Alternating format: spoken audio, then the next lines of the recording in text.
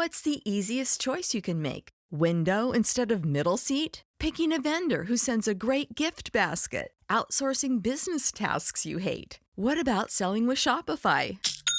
Whether you're selling a little or a lot, Shopify helps you do your thing, however you cha-ching. Shopify is the global commerce platform that helps you sell at every stage of your business. From the launch your online shop stage to the first real-life store stage, all the way to the did we just hit a million orders stage. Shopify's there to help you grow. Whether you're selling scented soap or offering outdoor outfits, Shopify helps you sell. Wherever and whatever you're selling, Shopify's got you covered. Sign up for a $1 per month trial period at shopify.com/try. Go to shopify.com/try now to grow your business, no matter what stage you're in. Shopify.com/try. You're listening to the Archaeology Podcast Network. You have my sword. And you have my bow. And my trowel. Hi, you're listening to episode 15 of And My Trowel, where we look at the fantastic side of archaeology and the archaeological side of fantasy. My name's Tilly. And I'm Ash. And today we're going to be talking about one of the most classic fantasy objects. Oh, seeing stones. Not Flying really. carpets? Not quite. Ancient tomes? Okay, all right, so fine. Maybe it's not exactly a classic fantasy object, but they do feature in a lot of fantasy fiction, and most importantly, if you want a clue, they don't feature in our podcast intro. Oh, you mean axes? Exactly. And, well, as luck would have it, I've just seen someone walking along the street outside who might be able to help. Hang on a second. Amber! Hey! Oh, so what a convenience to have you walking along the street outside our office. So this is Dr. Amber Roy, who just so happens to be a professional archaeologist currently specializing in axes. Ah, amazing. Welcome. And thanks so much for joining us. It's so fortuitous. Who knew? I know. So, Amber, welcome to the podcast. Perhaps you'd like to say a little about yourself. What exactly is your specialism in terms of axes, and how did you get into doing axes? Well, I mean, I would describe myself as an experimental archaeologist and useware analyst. Mm-hmm. And I apply these methods to stones, but specifically stones with blades, and that means axes. Stones with blades. I have been researching axes for many years, and it's kind of, I don't know, I think this has been developing through my entire life. There's a fascination with stone and axes. I grew up in East Anglia, and flint is amazingly abundant there, so I was always trying to very poorly nap flint. That didn't really go very well. I think when I was a child, I used to just draw all over it instead of trying to shape it. And then when I actually went to university to study archaeology, I quickly transferred this attention to different kinds of stone axes and like coarse and ground stone. And the allure of Neolithic polished stone axes really captured my attention. Yeah, the rest is history. I just haven't been able to escape it. I do find it funny that you say you've always had a fascination with axes. That does sound slightly morbid. Was there a particular, spark point? I mean, that's kind of hard. I suppose a trip to a museum in Bangor where I studied for my undergraduate, and they had this entire wall full of polished axes. And that was probably the spark point. Okay, so it was always it was always past axes. It wasn't that you were just obsessed with axes in general and then... Oh yeah, no, not that bothered about modern ones. Yeah. You never know. No, it's the stone. I mean, I'm really drawn to stone, and the more I research axes, the more I get obsessed with stone as well. So they come kind of hand in hand for me. Oh, fair enough. I mean, there is something really nice about finding an axe, or even just a worked like stone lithic or something. I remember finding them on site and being like, oh my God, they're so smooth and nice. Oh. And then on the other side, they're all dimpled. Ooh. So they are quite nice. I get it. Yeah. So what are you working on now, Amber? I'm currently in the middle of a postdoctoral research project, which is based in the Archaeology Research Lab at Stockholm University. And I'm doing a project entitled Battle Axe Technological Lifeways. And this project looks at axes, they're perforated axes. Some of them are incredibly beautiful, dating to the Middle Neolithic B in Sweden and various parts of Norway and Finland.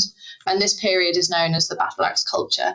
And my project looks at the lives of these objects, and I'm particularly interested in looking at how the stone itself influences the trajectories of these axes. So how does stone influence how they were made and how they were used, and then various different places they might end up.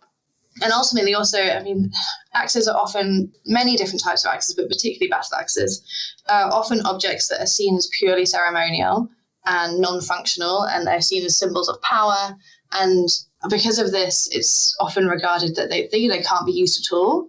And my research is really trying to break down these kind of very stereotypical and sexist interpretations. Yes. So yeah, this is what I'm working on right now.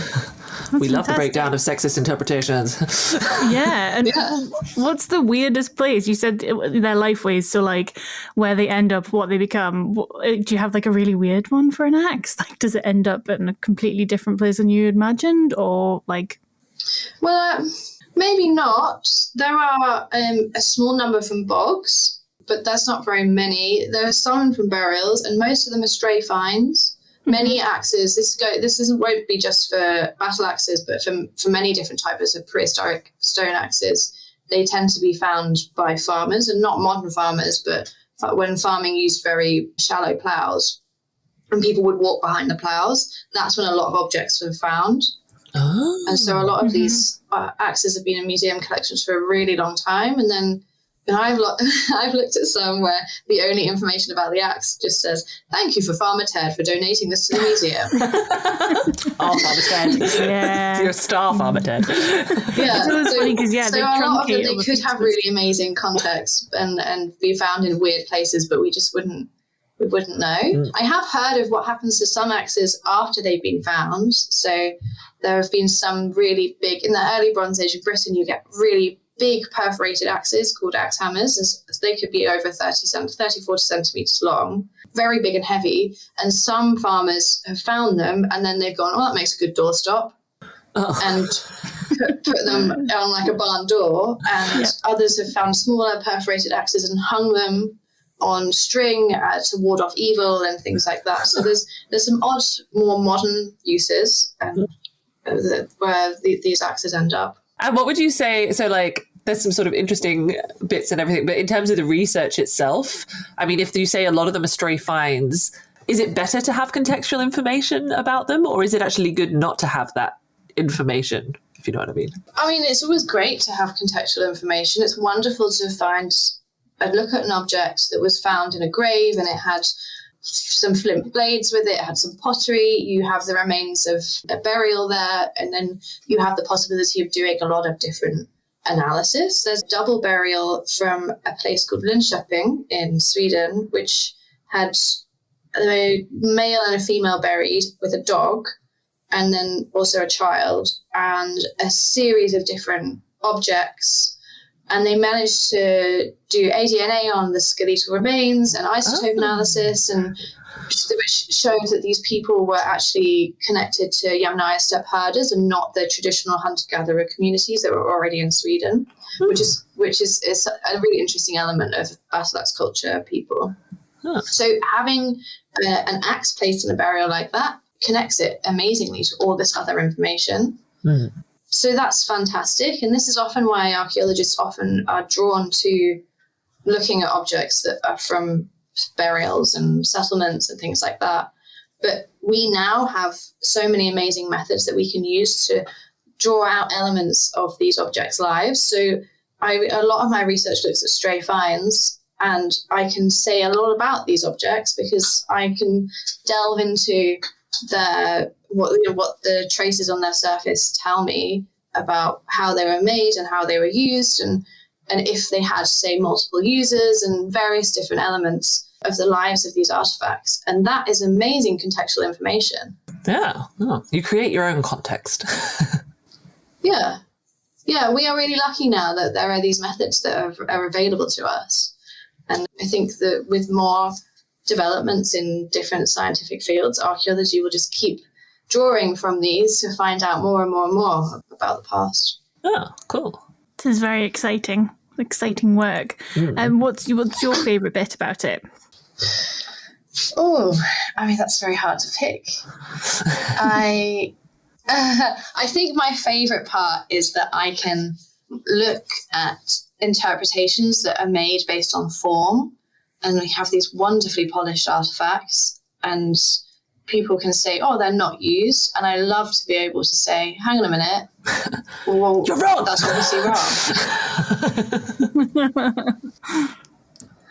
Yeah. So, and U-Swear is an amazing tool to be able to do that with. And so is that like kind of the double the other side of the axe? Lol. And like it's the most frustrating thing as well that people have these misconceptions about the objects.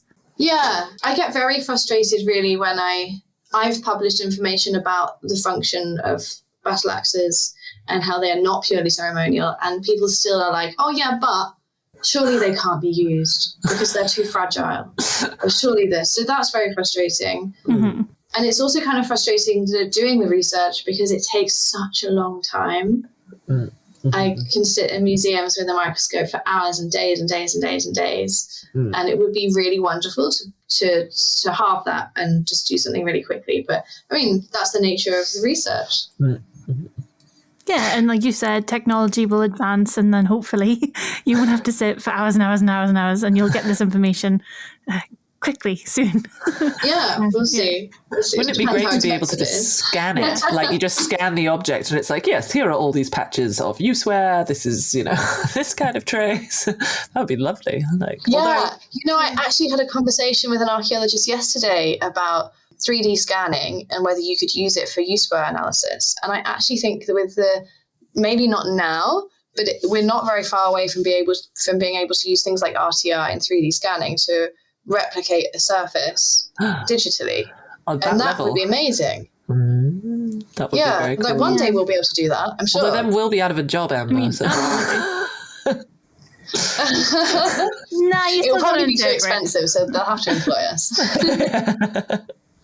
So you say that, we've talked a bit about your kind of archaeological background, but of course we here are not just doing archaeology, we're doing an archaeology of fiction, specifically fantasy fiction. So first of all, do you enjoy reading? And second of all, do you enjoy reading fantasy?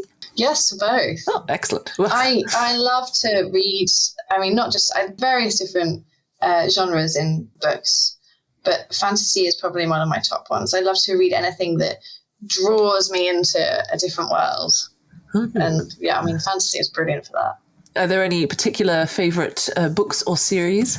Yeah, there's a series by an author called Maggie Fury. It's called The Artifacts of Power, which actually the title's quite relevant to my research. And it's about this mage called Orion, and there are 4 books, and they follow her life and how she's like this young, very powerful female mage, and she's struggling against evil, and she has to search for these artifacts of power to basically save the world. Which is what you're doing in your research.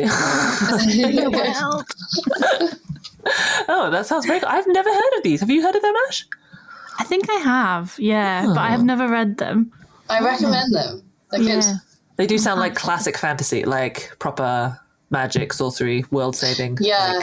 They're like late 80s, early 90s publications. Well, this is what I was thinking. Have you read the Axis trilogy by Sarah Douglas, starting with Battle Axe? Oh, I haven't. I should do that. That's very appropriate for me. Axes are everywhere. You could include so many quotes in your papers. Yeah, maybe that'll be like a really good paper title. Yeah, exactly. Battle Axe. So, great to have you here, Amber. Now that you are here, maybe you can help us with the following situation. So, picture the scene. It's a rainy day outside, so the perfect day to start working through the many, many boxes of artifacts that have just been delivered from all the different excavations that are happening outside the city walls at the moment. Suddenly, there's a sharp rap at the door. And you open it to see two dwarves waiting on the doorstep, carrying between them a box that is really too small for two people to be carrying it, but they are both gripping it with determination. They inform you that they are representatives of the Bazkardum Society of Dwarvish History, and they need some help with the classification of an item that was recently donated to them. They hand you the box, admittedly with some apparent reluctance, and you open it to see a gleaming, polished stone axe. So do you think you'd be able to help us with this issue, Amber? Yes, I think so. Yeah, perfect. Awesome. Well, then I think that calls for a cuppa. I'll just go and pop the cauldron on and we'll be right back. Here you go, everyone. Some lovely chamomile and honey tea to get us, properly cozy. Oh, thanks, Tilly. I don't drink tea, but thank you. It's okay. I've done it cold for you, of course, Ash. Can I have a beer instead? I can't even have that. That is very dwarf. Anyway. Good. So I'm actually quite interested to learn more about these axes. But, Tilly, I know you said that it's a classic fantasy object, but how often does it actually appear in fantasy fiction? You know what?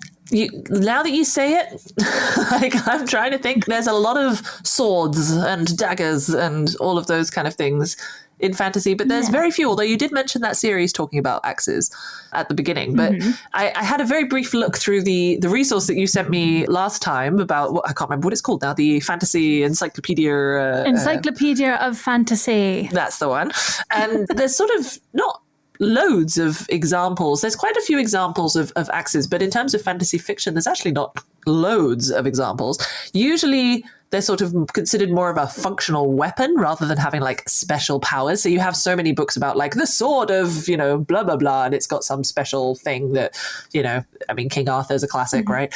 But axes are usually just sort of, and he had a mighty axe, like a mighty weapon. So it's always associated with kind of very fierce warriors and sort of fierce characters and everything, which, so I don't know if either of you have had different experiences of that in your fictional adventures.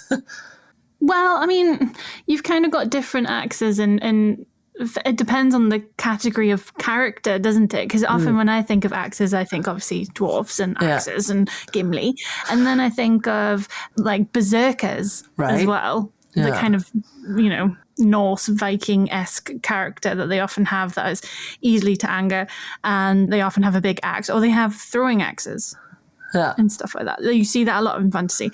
But I can't actually think of a lot of many like fantasy protagonists, I suppose, that wield axes, other than the series that I talked about before by Sarah Douglas. And I think there's another one that I've read a few years ago called The Sky and the Deep, and that's based on kind of Norse. They characterize it as Viking, which always annoys me. And that has wielding axes in it. And that's like the first time I've really seen it in a more... And she's not a shield maiden either, the main character. Woohoo! Oh my god. Wow. Can a Viking woman not be a shield maiden? Is that no, apparently possible? not. It's like the Lagatha complex or something, right. I swear. Like as soon as they've seen that, they're like, no. So I often see it with dwarves, usually different kind of fantasy races and stuff. So what about you, Amber? Do you have any particular axe favorite fantasies? I mean, really, I only find axes coming up in, like you said, dwarfs. It's usually dwarfs. And in those contexts, they are like an extension of their hand. And they're treated a little bit like swords are for everybody else. Yeah. True. You rarely see a dwarf with a sword. Yeah, that's a rare thing. Yeah, that's a rare thing. A dagger? Do you think they would have a dagger? Probably some kind of dagger. I'm trying to think. Small dagger. What Gimli has in his repertoire. I think he does have some kind of little dagger that he brings out occasionally. Yeah, but his axe is very special to him, isn't it? And that's really important. And that's very different to everybody else. They use very different objects and weapons. Yeah, which I guess the sort of the idea with specific to dwarves of it being like axes are very relevant to dwarves is because it comes from like they were originally mining tools and then it kind of developed from there because dwarves were associated with mining and stonework and kind of hitting things, I guess, and all that kind of stuff. And so you have... Then also, when I was reading up about this, I found some other things. So, for example, in Lord of the Rings, the kind of assumption is that there's dwarves and the axe, and then dwarves hate elves, and elves love trees, and axes chop down trees. So that's why dwarves like having axes, and that's one of the theories that I found. And guess, Ash, what other fantasy series features dwarves and axes? Oh, I don't know if I've heard about that actually. Is it Discworld? It is Discworld. Oh my god! Wow. I never would have guessed that, What I do like about that one is that they have the dwarves and they have axes. Instead of dwarves and elves being arch enemies, it's dwarves and trolls being arch enemies. Oh right. In that one, but you have a kind of ongoing thing about dwarf emancipation because in Discworld all dwarves are male. But they're not, obviously. But they all refer to themselves as male. So every dwarf is a he. But then in one of the books, you have a new character, and suddenly it's a she. She refers to herself as she. And it's like this whole big thing in the whole of Dwarfish Kingdom. But anyway, and then that becomes a whole thing throughout it. And so it's then like dwarvish women want to still have their battle axes and their big axes, but they make them like jewel encrusted, or, they make them pink, or, something like that. But it's still, axes are still seen as kind of the ultimate dwarvish weapon, which I think, in pretty much every fantasy thing, if you have dwarves, you'll have axes. Yeah, they're they're entangled so much with the person that wields them, aren't they? They're the symbol of the culture, the people, and everything, the history. So that's very interesting when we're talking about, axe lifeways and, object agency and stuff. So yeah, it's very, very interesting that it all connects. Yeah. And Amber, do you have any, and seeing as you've sort of been studying axes for long, in terms of kind of mythology from archaeology, because I guess that's where a lot of fantasy comes from, what would you say are kind of the big axe-wielding cultures or the sort of axe-wielding myths of our time? I think ideas about axes tend to come from Norse axes, Viking axes, and they're the ones that are called battle axes, and there's lots of contemporary mythology about the use of different axes, and an axe isn't that far away from Thor's hammer in terms of, it's just a blunt axe, right? Yeah. Maybe I think I might upset a few people by saying that. Absolutely going crazy. And I think we actually see this reflected on interpretations of prehistoric stone axes. We have a Neolithic and early Bronze Age stone battle axe, and they have the name battle axe, and that comes from somewhere. And the idea that the people who are buried with these axes are warriors and they're high status, and this reflects a lot of interpretations of axes later in history. Mm-hmm. Yeah, but that's quite interesting how it kind of influences fantasy and then back again and everything. So could it have been then that if people hadn't thought that axes were always associated with battle and ritual and everything, that actually all fantasy would have been really different? Like if they hadn't... you were saying that there's the stereotype that, historic and prehistoric axes were used as ritual or sort of ceremonial, and if you're buried with them, you're a great warrior or a king or whatever. If that stereotype hadn't been around, if instead people were like, oh, so he was clearly a great woodcutter, then Gimli would have been a very different character. Like, do you know what I mean? Fantasy development would have been really different, which is an interesting thought experiment, I guess. Is it not doesn't Loki, the god, have an axe? Does he have an axe? To kill the rooster that sits upon Yggdrasil. Oh, you know more about the mythology than me, I think. I'm not very good at it. But no, I'm sure he has an axe because the name was corrupted over time. And then in the 1700s, the name changed to Leviathan or something like that. But it was it the Hyaton or something like that. This axe that it was basically like a twig, essentially, that was meant to cut down the main golden rooster that sat on the three golden roosters that sat on Yggdrasil to bring about Ragnarok or something. But the name is meant to be cunning, so it's the opposite of what we think of axes, we think of battle axes and like blood and terror, brute force, and yeah. stuff. But actually, this is quite a wielding, kind of cunning weapon that you would have. I don't know, but I remember something about Norse myth. And you also do have, I think, a lot of fantasy where there's usually a character who's not necessarily a great warrior or, you know, something, and they kind of at some point have to, you know, take up an axe, and that's sort of the metaphor of them finding their strength. And, you know, like, and everyone always laughs because they're like, oh, you silly little girl with your axe, you know, how's that going to help you or whatever? And then she whirls it around and kills him or something. But I don't know. I'm trying to think. I swear there's some fantasy that features something like that. I mean, there's that kind of strength thing, isn't it? You need to be a certain body type, and you need to. But then it's like the underdog. Yeah, kind of exactly. similar to our Dark Lord sort of thing. The underdog always wins and always prevails. Yeah, through that wielding of the weapon. Yeah, scary big weapon. Yeah, you also find people, say if everyone gets called to war or a fight and they're not soldiers and they have to grab their own weapons. But what do you grab? You get what you have at home. Sometimes that's an axe. Yeah. Yeah, you'd be chopping wood, wouldn't you? You'd be, that's what you'd have. So definitely.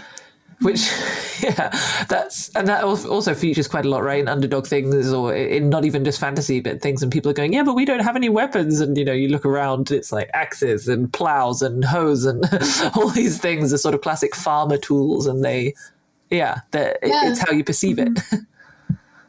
And if you think about it as well, I'm just thinking of my own partner and how he comes from a crofting background, and mostly they're very sturdy people, you know, and they do have to wield axes, and they have to. So you get this kind of characterization probably from that there's a farm boy who's got that kind of strength, you know, because he's been throwing bales around and things, and then he's like, well, I'll take up my axes, and he's got double wielding cool axes, you know. Yeah. So I can imagine that happening a lot in fantasy. Yeah. It makes it quite a transformative object. You can become something else by suddenly using it in a different way. Yeah. I like that. That's very cool. Yeah. That's proper object agency right there. You are influenced by the axe. If you hold an axe, people look at you a lot more differently than if you're holding like a feather duster. Oh my God. That's why, like, personally, right, I've got 2 axes. I mean, I've mentioned this to Tilly before. One is not really an axe because it's a tomahawk, but still. And my friend gave me that because he said women should always have an axe in the house, which I thought was interesting. Yeah. And then I also, my partner bought me another one, but it's for cutting pizza because I don't like them. Pizza. They look great. Yeah. And it's got like runes on it and everything. It's like properly like decorated. And he was like, you'll feel better with this tiny little hand cutting pizza. It's great. It's the best thing I've ever bought, really. So... And I feel like a Viking every single time. Like, yes, there you go. This pizza. See, it's giving you purpose. It's giving you that feeling of strength, and you know. Yeah. There you go. And if there's like a burglar, that will do some damage. Right. So. Heaven forbid any burglar ever try to burgle an archaeologist's house, because we have all kinds of random things lying around the place. Oh, yeah. I have a lot of heavy stone. Yeah, I bet you do. Heavy bladed stone, I think you called it.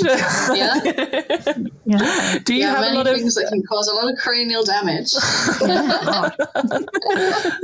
Do you have any personal private axes around your house, Amber? I have 6 axes that I used in experiments for my PhD. Oh. Although they're currently not in my house, they're sat next to me in my office. Okay. They've range in location depending on where I want them. Who you're trying to impress. But I also have quite a collection of random rocks that I pick up all over the place. Oh yeah, that's nice. Getting a bit of a rock hoarder. Yeah. The problem is with those sort of collections is that you have them. I remember we used to have one. We used to do it every time we went hiking. We'd pick up a rock at the top of the hill and then bring it back down with us again. But then you amass this collection of stones. And like you say, they're just heavy rocks, which then you have... When we moved house, we had a box and my friend was lifting. She's like, God, what's in here? I was like, wooden rocks. Yeah. I have a really cool flint core and it's like a bright quarry. white as well. Oh, that's Yeah, cool. and it's definitely been worked, and I just found it, and I was like, yes, Oh, love it. So yeah, that lovely. was a good find for me. Yeah, very nice. Oh, hang on. That's another knock on the door. Oh, looking through the window, I think I could see... Oh, it's that delivery of, speaking of wood, it's that delivery of ancient wooden chests that we'd ordered, Ash. Oh God, that's absolutely typical. That they were supposed to deliver those yesterday, and I waited 5 hours in the house waiting for these bloody delivery to arrive, and they didn't. Well, we better make the most of them finally being here then. So we'll just quickly cut short this episode of Am My Trowel, but don't worry, we'll be continuing our chat with Amber all about axes in our next episode with part 2. In the meantime, we're always looking for new episode ideas, so if you have any suggestions, do get in contact via email or social media. All of our contact information, plus all that we've been talking about today, can be found in the show notes. Bye! Bye. Bye. This episode was produced by Chris Webster from his RV traveling the United States, Tristan Boyle in Scotland, DigTech LLC, Culturo Media, and the Archaeology Podcast Network, and was edited by Rachel Roden. This has been a presentation of the Archaeology Podcast Network. Visit us on the web for show notes and other podcasts at www.archpodnet.com. Contact us at chris@archaeologypodcastnetwork.com.